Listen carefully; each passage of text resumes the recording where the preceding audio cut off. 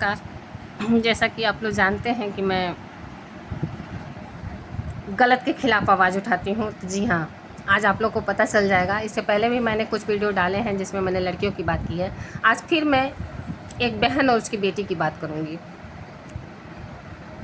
एक बहन, ये हमारे उत्तर प्रदेश की घटना है, ने बताया कि उन्होंने अपनी बेटी की शादी बहुत ही धूमधाम से खूब खर्चा बर्चा करके, क्योंकि एक ही बेटी थी, तो बहुत ही धूमधाम से, लड़का सर्विस में था और प्रॉपर्टी अच्छी थी, यहाँ मकान वहाँ मकान, यहाँ ज़मीन वहाँ ज़मीन। तो ये सब देखते हुए लड़के का गुण देखा, लड़के का रूप नहीं देखा, और अपनी सुंदर सलोनी बेटी जो वेल एजुकेटेड भी थी उसकी उन्होंने शादी कर दी। तो शादी सब लोग करते हैं, अच्छे के लिए ही करते हैं कि मतलब हमारी बेटी कुछ देते लेते भी हैं, तो इसलिए लेते हैं कि हमारी बेटी सुख सुविधा में रहे, अच्छे से रहे। हर कोई सपना संजोता है, शादी के समय हर लड़का अच्छा होता है, शादी के समय हर लड़की अच्छी होती है, लेकिन शादी के बाद असलियत की पोल खुलती है।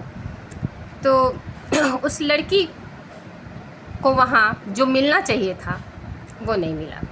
जो कद्र उस लड़की की वहाँ होनी चाहिए थी वो कद्र वहाँ हो नहीं रही है, क्योंकि वहाँ पूरी तरह से सास का साम्राज्य है। और चूँकि मैंने बताया कि कई जगह मकान है, तो कई जगह मकान है तो सास यहाँ वहाँ करती है, और इसको काफ़ी दिक्कत का सामना करना पड़ रहा है। वो कहते हैं ना कि जब हीरे की कद्र ना हो तो वो हीरा हीरा नहीं रह के कांच हो जाता है। तो कुछ इसी तरह से इस लड़की का भी हाल है। रूप है, गुण है, पढ़ी लिखी है, सब कुछ भी है, लेकिन ये कांच का टुकड़ा बनी उस घर में सर रही है। लेकिन मुझे आश्चर्य होता है ये कैसी सास है, क्योंकि जो लड़की की माँ होती है ना, उसको अगर लड़के से प्यार होता है तो बहू से अपने आप प्यार हो जाता है। अगर सही में बेटे से प्यार हो, बिना स्वार्थ का प्यार हो, तो अगर बेटे से प्यार होता है तो बेटे के बाल बच्चों से भी माँ का प्यार हो ही जाता है। ये कच्चे धागे का डोर है जो तोड़े नहीं टूटता है।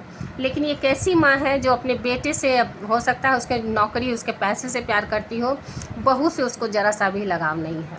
आपको दर्द होगा ये जान कर कि जब जब लड़की डिलीवरी प्रेग्नेंट हुई तब तक उसका चूल्हा चौका अलग कर दिया गया, और डिलीवरी होते ही फिर उसको शामिल कर लिया जाता है। बाहर घर, बाहर परिवार, क्या होगा ऐसी धन दौलत का, ना कोई कुछ लेके आया है ना कुछ लेके जाएगा। लेकिन बावजूद इसके अगर कोई किसी की बेटी को इतना त्रासदी देता है तो आने वाले समय में सोच ले कि उसके साथ ईश्वर कौन सा न्याय करेंगे।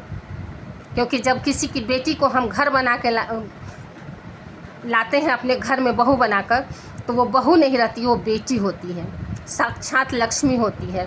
और लक्ष्मी की कदर हमने की तो भुगत रहे हैं, वो नहीं की, वो नहीं भुगत रही है। इसी को कलयुग कहते हैं, इसी को कलयुग कहते हैं कि इसके बावजूद भी वो नहीं भुगत रही है। ये कलयुग की मार है। और अब आते हैं मेन मुद्दे पे। जब हमने उनसे कहा कि कानून आपके साथ है, कानून का सहारा लीजिए, कह रही है नहीं बहन, मैं कानून के पास नहीं जाऊंगी। देखिए, अपनी बेटी की खातिर, समाज की खातिर, अपने परिवार की खातिर, अपने हस्बैंड की इज्जत की खातिर वो बहन मेरी पुलिस में नहीं जाएगी, थाना नहीं करेगी। तो आप अब मुझे बताइए कि थाना, कोर्ट, कचहरी कौन करता है? ये जो इस तरह से सही प्रताड़ित मेरी बहन है या मेरी बहन की बेटी है, ये सब थाना पुलिस नहीं करती हैं। थाना पुलिस वही करती हैं जिनको ऐसा कोई दुख नहीं मिला होता है, जिनको पति नहीं, जिनको परिवार नहीं, जिनको सिर्फ पैसा चाहिए होता है। इस बच्ची को पति चाहिए, परिवार चाहिए, कुछ नहीं चाह रही है। 2 वक्त की रोटी, पति का प्यार और एक छोटा सा परिवार। लेकिन ये इस लड़की को नहीं मिल रहा है, लेकिन बावजूद ये इसकी कोर्ट नहीं जाएगी। तो बताइए, कानून बना किसके लिए है? क्या झूठेलियों के लिए, कि झूठ बोल बोल के सीधे साधे लड़कों को फंसा के सबका जीना हराम की हुई है, सबका प्राण ले रही है। देखिए, यहाँ मैं सत्य घटना आपको बता रही हूँ। सत्य घटना कहेंगे तो मैं नाम पता सब दे दूँगी। मैं सत्य घटना बता रही हूँ, लेकिन ये बहन कोर्ट जाने के लिए तैयार नहीं है। कोर्ट का सहारा ये नहीं लेंगी। जो इज्जतदार लोग हैं, जिनके पास इज्जत प्यारी है, जिनको इज्जत से लगाव है, जिनको इज्जत ही से जीना है और इज्जत से मरना है, वो कभी कोर्ट कचहरी नहीं जाते। ये इस घटना का प्रत्यक्ष प्रमाण है। तो साफ जाहिर है कि कोर्ट और कचहरी कौन जाती हैं? सिर्फ और सिर्फ झूठी औरतें जाती हैं, सच्ची नहीं जाती।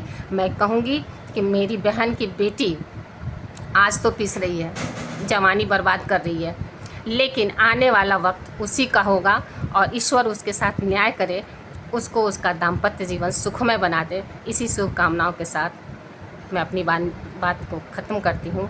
आप ज़रूर बताइएगा कि मेरी इस बहन को आगे क्या करना चाहिए। जी हाँ, आगे इसको क्या करना चाहिए। धन्यवाद।